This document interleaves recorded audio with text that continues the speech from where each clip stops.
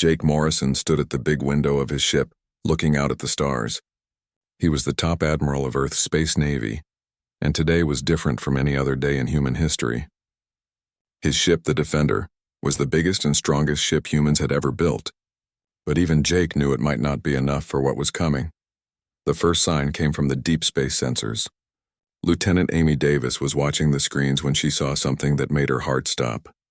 Dots of light were appearing around Earth, but these were not stars. They were ships.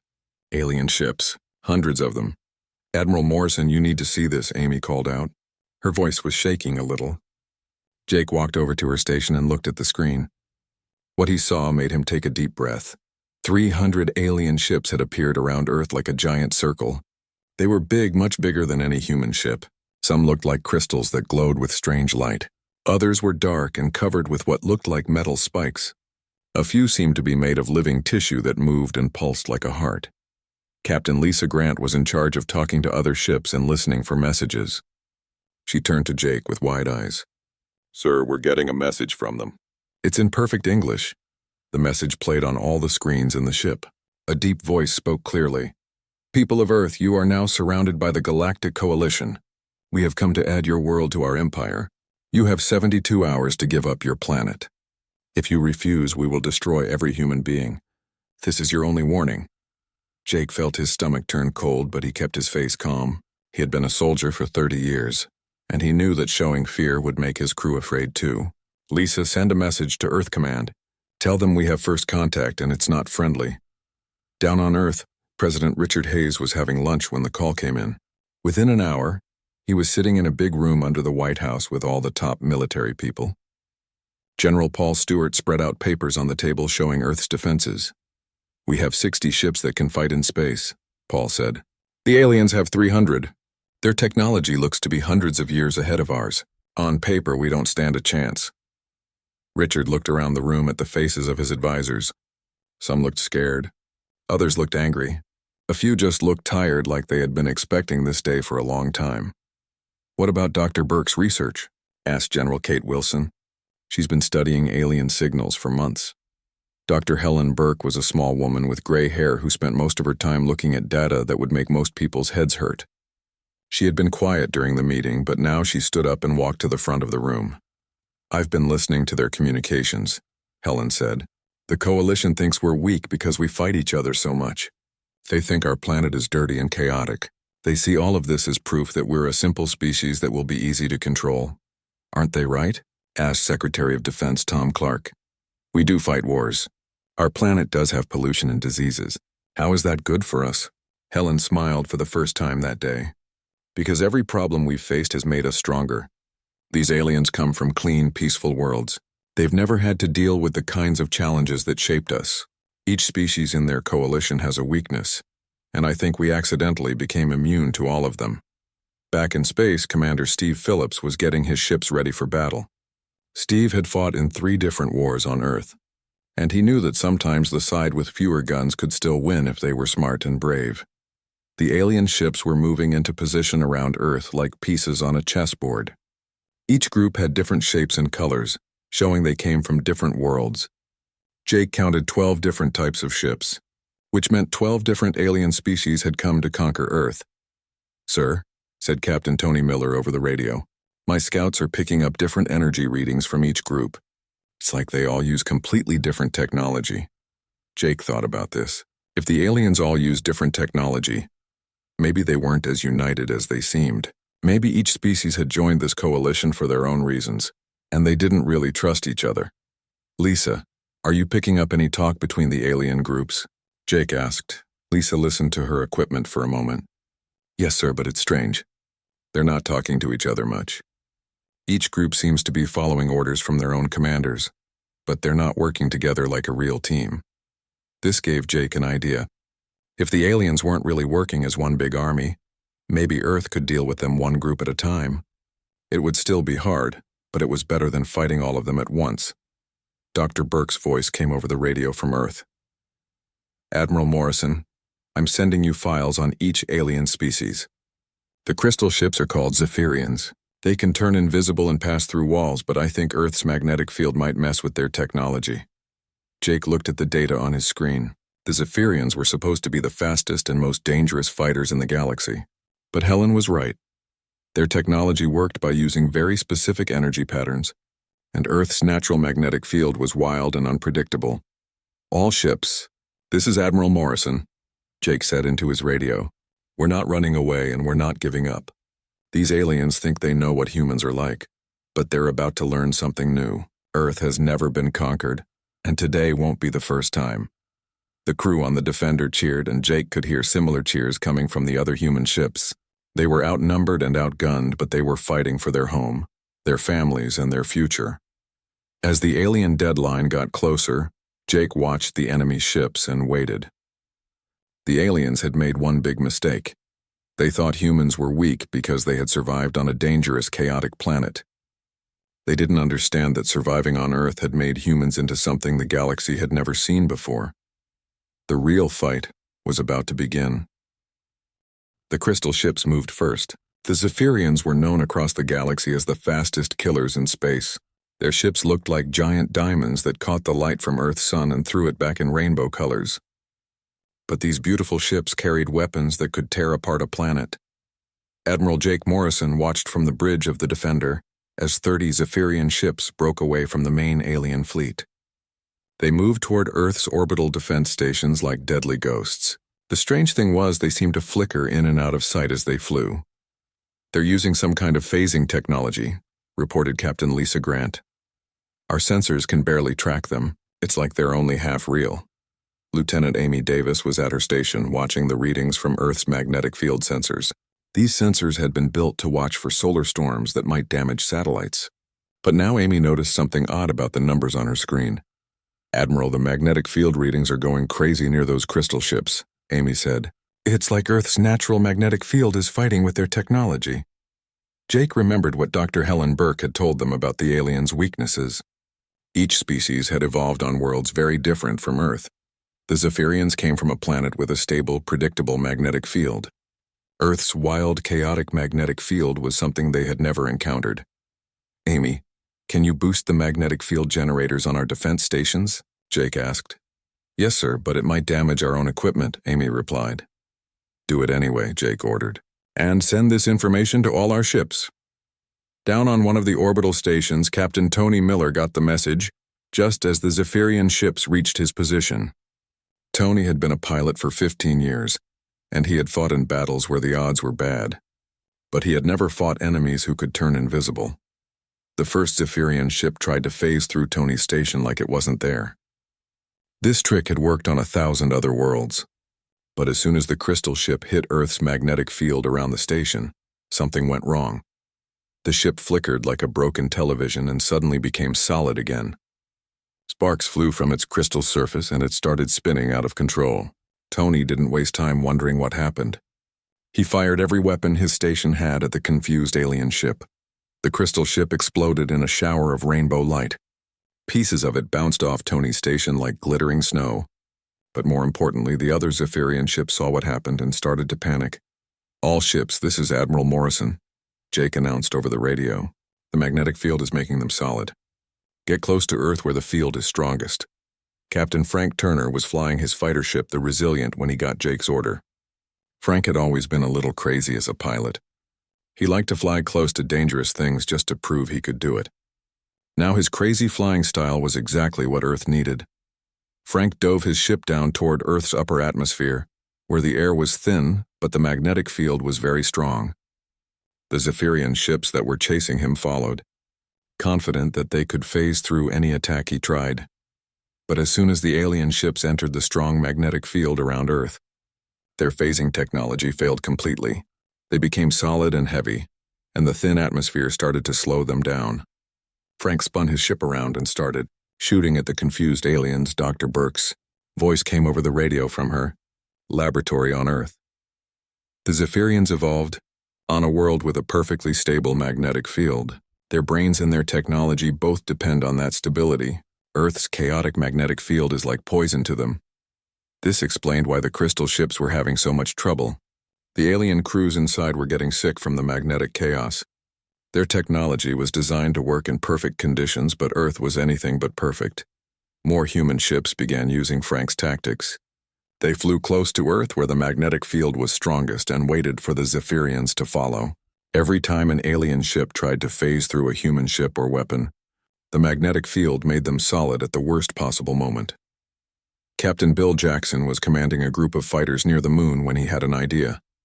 The moon had its own small magnetic field, but it was much weaker than Earth's. If he could trick the Zephyrians into thinking they were safe near the moon, he might be able to surprise them. Bill ordered his ships to retreat toward the moon, acting like they were scared and running away. The Zephyrians followed, happy to chase what they thought were fleeing humans. But Bill had told his pilots to activate their ship's emergency magnetic generators all at the same time. 20 human fighters suddenly created a powerful magnetic field right in the middle of the Zephyrian formation. The alien ships became solid all at once, and many of them crashed into each other. The crystal ships were tough, but they weren't designed to handle crashes at high speed. Commander Steve Phillips was watching the battle from his command ship when he realized something important. The Zephyrians weren't just losing ships, they were running away. The fastest, most feared warriors in the galaxy were retreating from humans who had been in space for less than 100 years. "Lisa, are you getting any messages from the Zephyrian fleet?" Steve asked. Lisa listened to her equipment. "Yes, sir, but it's not in their normal language. It sounds like panic. They're screaming about magnetic storms and brain damage." The remaining Zephyrian ships were trying to escape back to the main alien fleet, but they were flying in crazy patterns like they couldn't control their ships properly. Some were spinning in circles. Others were flying backward. A few just stopped moving altogether. Jake watched as the last crystal ship limped away from Earth, its rainbow glow dim and flickering. In less than 6 hours, humanity had defeated the galaxy's most feared rapid attack force. They had done it not with better weapons or faster ships, but by fighting near their own chaotic planet. "All ships, report damage and casualties," Jake ordered. The reports came back quickly. 3 human ships had minor damage. No one had been killed.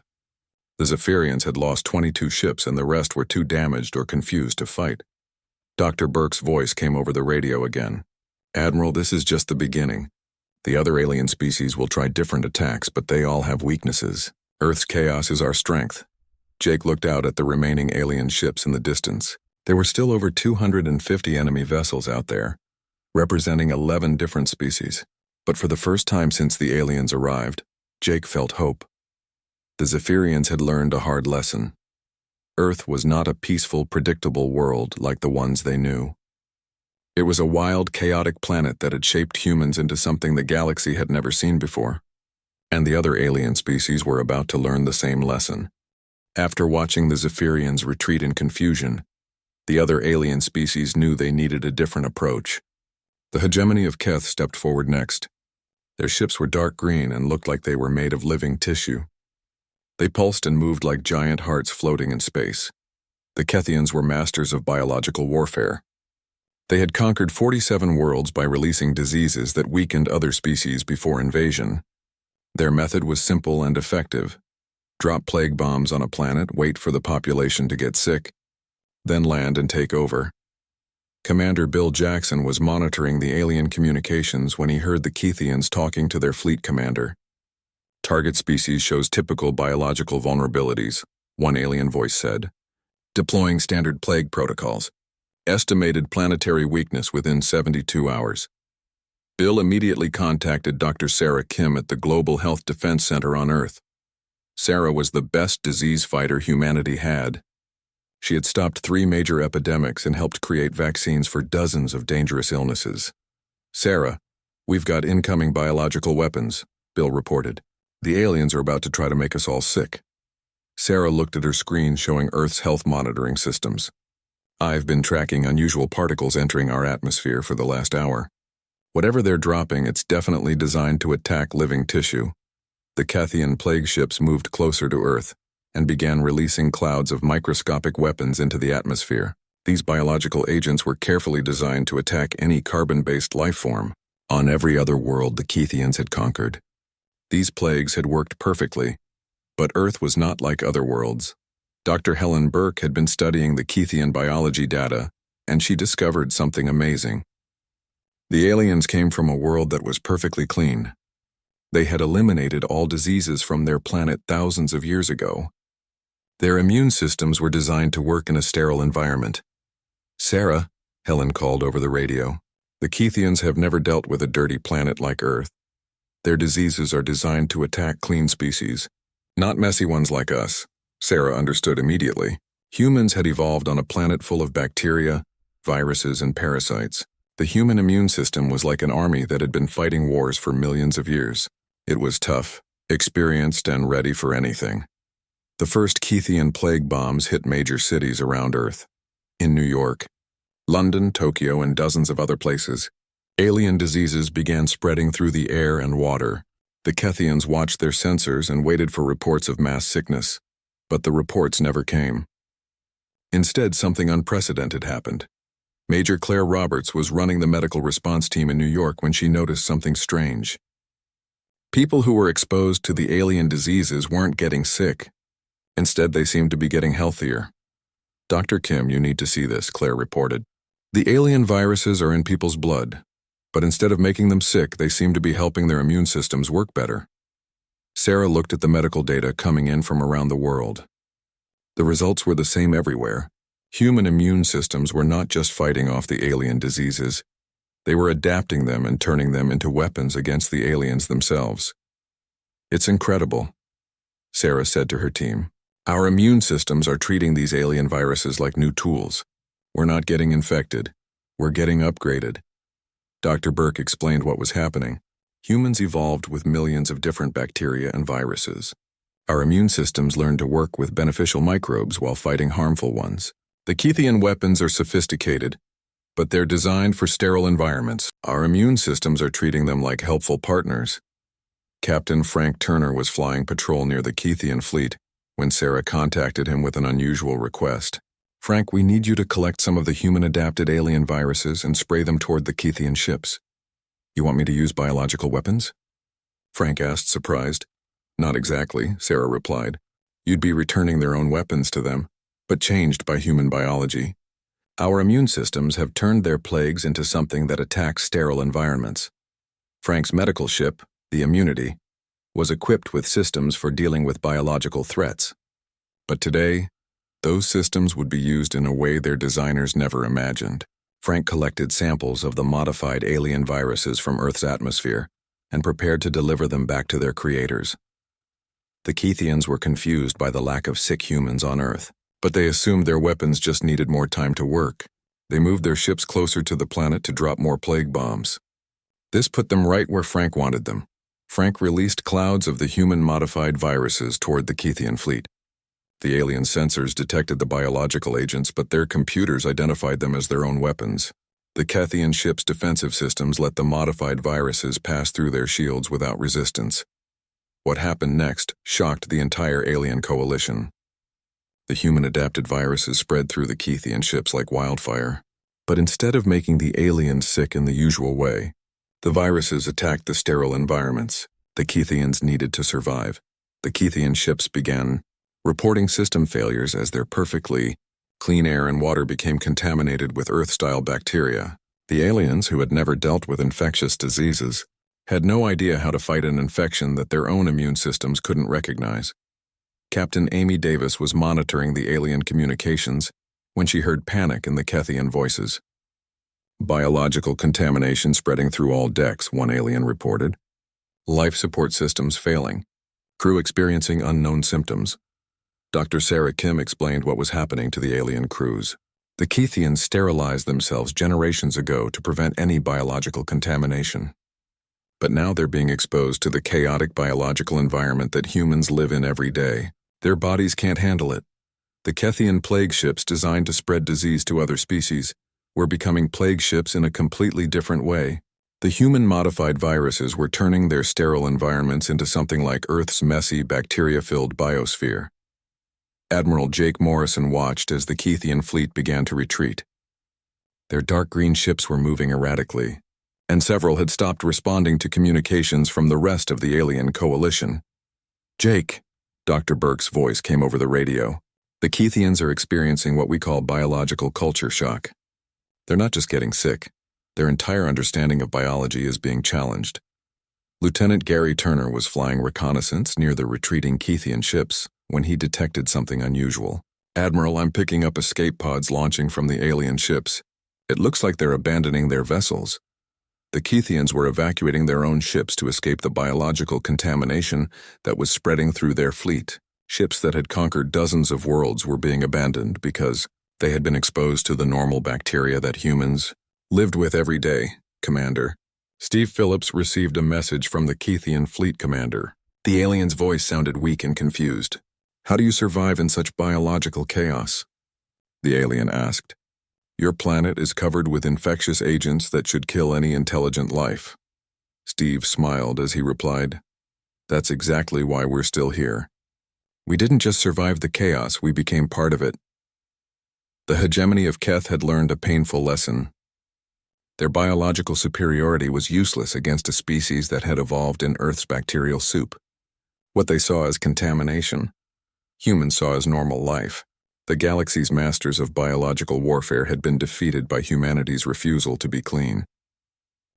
The Nexus Collective decided to end the human problem with overwhelming technological superiority.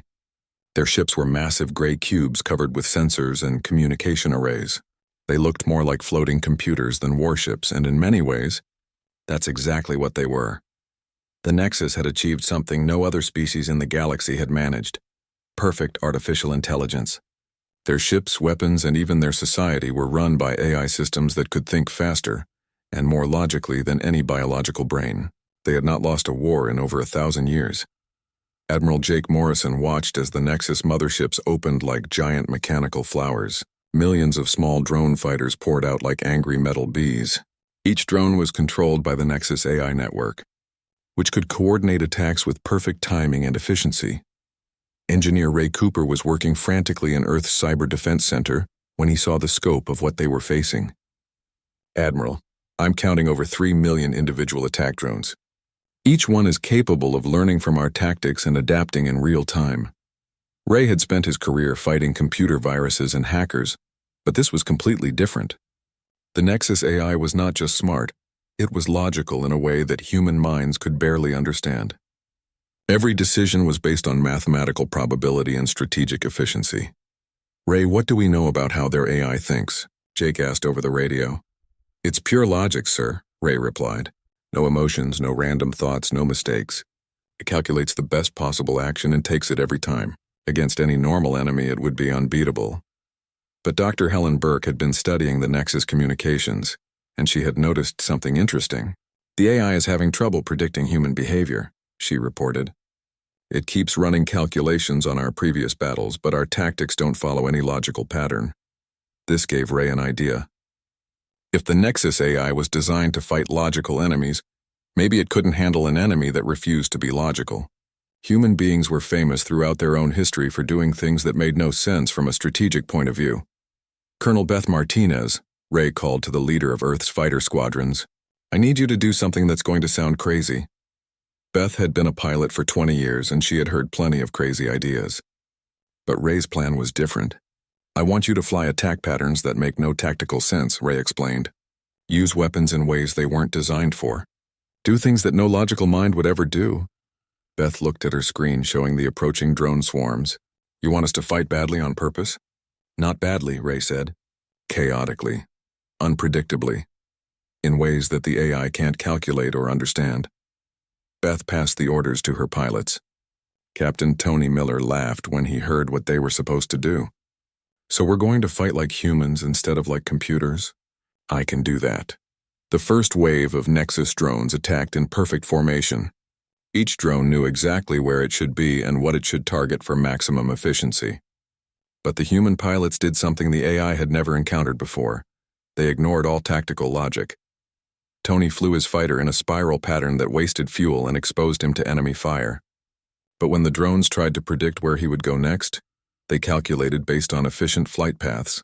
Tony's wasteful spiral put him in a position where he could attack 3 drones that thought they were safe. Lieutenant Gary Turner took Ray's orders even further. He started using his ship's mining laser as a weapon, even though it was designed for cutting asteroids, not fighting. The beam was slow and used too much power, but it created effects that the Nexus AI had never seen before. The AI tried to calculate the optimal response to a mining laser attack, but its databases had no information about using industrial tools as weapons. The drones hesitated for crucial seconds while their networked intelligence tried to process this illogical human behavior. Captain Frank Turner decided to weaponize his medical ship. The Immunity was equipped with systems for spraying medicine and disinfectant. Frank started spraying these chemicals at the drones, which did no damage but confused their sensors. The AI couldn't understand why humans would waste resources on attacks that accomplished nothing. But the most effective confusion came from Lieutenant Amy Davis, who started broadcasting Earth music at the drone swarms. The AI tried to analyze the patterns in human songs to find hidden military codes or tactical information. The fact that Yesterday by the Beatles contained no strategic data at all caused processing errors throughout the Nexus network. Dr. Burke monitored the AI's communications as the network began to struggle. The Nexus intelligence is experiencing what we might call logical overload, she reported. It's trying to find patterns and purposes in human behavior that simply don't exist. Commander Steve Phillips coordinated the next phase of the chaotic attack. Human ships began working together in ways that violated every principle of efficient teamwork. Ships that should have been protecting each other instead flew off to attack random targets. Squadrons broke formation for no apparent reason. The Nexus AI watched this behavior and tried to predict what the humans were really planning. It calculated thousands of possible strategies that might explain why the humans were acting so inefficiently. But the truth was simpler. The humans weren't following any grand strategy at all. Captain Bill Jackson took the chaos even further by surrendering to a group of drones, then immediately attacking them when they tried to capture his ship. From a logical standpoint, this made no sense. But it worked because the AI had calculated that a surrendering enemy would not fight back. The real breakthrough came when the Nexus made a fatal mistake.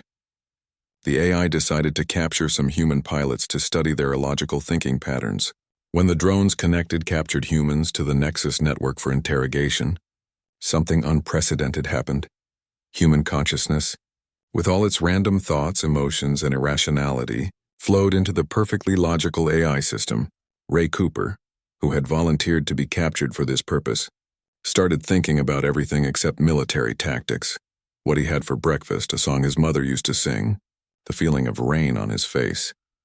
The Nexus AI tried to process these random human thoughts as if they contained important information, but Ray's memories of playing with his dog as a child had no tactical value at all. The AI network began experiencing cascade failures as it tried to find meaning in meaningless human experiences. "It's working," Dr. Burke announced excitedly. "The human consciousness is like a virus in their system. Their network can't handle our random emotional thought patterns." More human pilots volunteered to be captured, and each one brought more chaos into the Nexus network. The AI tried to isolate the human thoughts, but consciousness was not something that could be contained by logical barriers. Admiral Morrison watched as the drone swarms began attacking each other. The Nexus AI, confused by human irrationality, had lost the ability to coordinate its forces effectively. Drones that should have been working together were now firing on their own allies. The Nexus Collective's perfect order was collapsing because it had encountered something it could never understand. The beautiful chaos of human consciousness. Their logical superiority had become their greatest weakness when faced with beings who refused to be logical. The masters of artificial intelligence were learning a hard lesson about the power of natural stupidity. The remaining 9 alien fleets hung in space around Earth like confused predators, who had discovered their prey was actually more dangerous than they were. Admiral Jake Morrison could see the uncertainty in their formations. Ships that had arrived in perfect battle order were now scattered and hesitant. Fleet Commander Zix of the Altarian Empire was the leader of the Galactic Coalition. His massive golden ship had conquered more worlds than any other vessel in known space. But today Zix was experiencing something he had never felt before: doubt. "Human Admiral," Zix's voice came over the communication system. "Your species should not exist. Our records show that your planet is a death world. Your evolution should have been impossible. How did you survive long enough to develop space travel?" Jake smiled as he answered. "Commander Zix, I think that's exactly the point. Earth tried to kill us for millions of years and we're still here. Every disaster, every disease, every challenge just made us stronger. Dr. Helen Burke had been studying the remaining alien species while the battles were happening. Each group came from worlds that were peaceful, stable, and predictable. The Altarians evolved on a planet with perfect weather. The Christic Republic came from a world with unlimited clean energy. The Void Hunters grew up in empty space where resources were carefully managed. Jake, Helen reported, none of these species have ever faced real adversity. They've been living in paradise for so long that they've forgotten how to adapt to problems. This revelation changed everything. The Galactic Coalition wasn't a group of superior beings who had conquered the galaxy through strength. They were successful species who had been lucky enough to evolve in easy conditions. When they found other species living in similar paradise worlds, conquest was simple. But Earth was different. Earth was the kind of world that most species avoided because it was too dangerous. Volcanic eruptions, ice ages, asteroid impacts, deadly diseases, violent weather, and predators that hunted in packs had shaped every aspect of human development. General Paul Stewart coordinated Earth's final strategy. Instead of defending, human ships began moving to surround the alien fleets. It was a bold move that should have been suicide against superior numbers. But Paul understood something the aliens didn't. Humans had been outnumbered before. Captain Lisa Grant was monitoring alien communications when she heard something that made her laugh. "Admiral, the aliens are asking each other how to fight an enemy that gets stronger under pressure. They literally don't understand the concept. The alien fleets tried to regroup and coordinate a final attack, but they were learning the same lesson as the previous three groups. Each species had evolved to be perfect in their own environment. But Earth's environment was hostile to all of them. The Vorthan swarm, masters of hive mind coordination, discovered that Earth's electromagnetic chaos disrupted their mental links.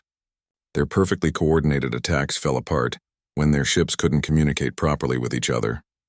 The Stellar Dominion, who controlled gravity itself, found that Earth's dense core and complex gravitational field made their weapons unreliable. Tools that could reshape planets were useless near a world that naturally bent space and time. The Silent Order, assassins who used stealth technology, learned that Earth's noisy radio emissions and satellite networks made hiding impossible. Their ships designed for the quiet vacuum of space were constantly being detected by Earth's communication chaos. Captain Tony Miller was leading a squadron against the Pyrian Collective when he realized something amazing.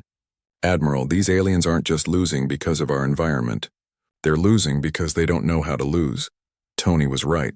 Every species in the coalition had been successful for so long that they had never learned how to adapt to failure.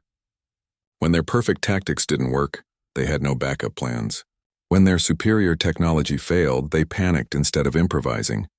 Humans, on the other hand, were experts at failure. Human history was full of lost battles, failed plans, and disasters that somehow turned into victories. Every human had grown up hearing stories about people who succeeded by refusing to give up when everything went wrong. Commander Steve Phillips received a surprising message from the Coalition fleet. Instead of threats or demands, it was a request for negotiation. "Human forces," the message said, "we wish to discuss terms of withdrawal." Steve passed the message to Jake, who couldn't believe what he was hearing. The mighty Galactic Coalition wanted to run away from Earth, but Dr. Burke had a different idea. "Jake, don't let them leave," Helen said urgently. "These species have been stagnating in their perfect worlds for thousands of years. Contact with humanity could be the best thing that ever happened to them." Jake understood what Helen meant. The aliens weren't evil, they were just bored. They had achieved perfection in their societies, but perfection meant no growth, no change, and no excitement. Earth's chaos could wake them up from their peaceful sleep. Captain Julie White, commanding the ship Evolution, sent a message to the alien fleets. "Coalition forces, we're not interested in your surrender. We're interested in your friendship. Earth isn't just our home, it's our training ground.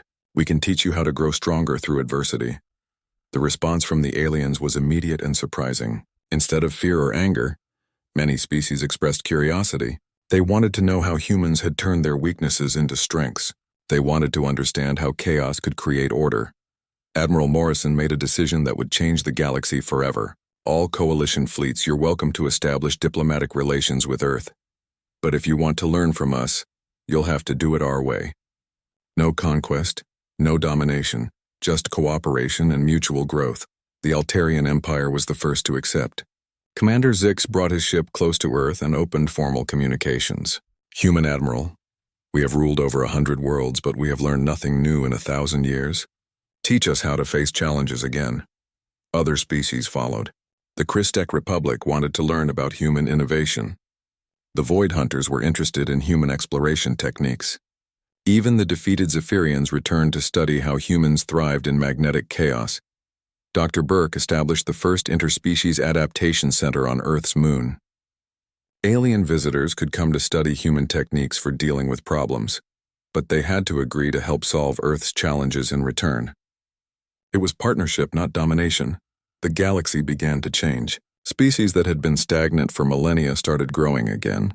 They learned to see problems as opportunities and chaos as a source of strength. Wars between species decreased as they realized that cooperation with unpredictable humans was more interesting than fighting predictable enemies. Earth became the galaxy's teacher instead of its victim. Human techniques for handling adversity spread to thousands of worlds. The concept of controlled chaos became a new field of science, studied by every major civilization. Jake Morrison looked out at the stars from his new office on Luna Station.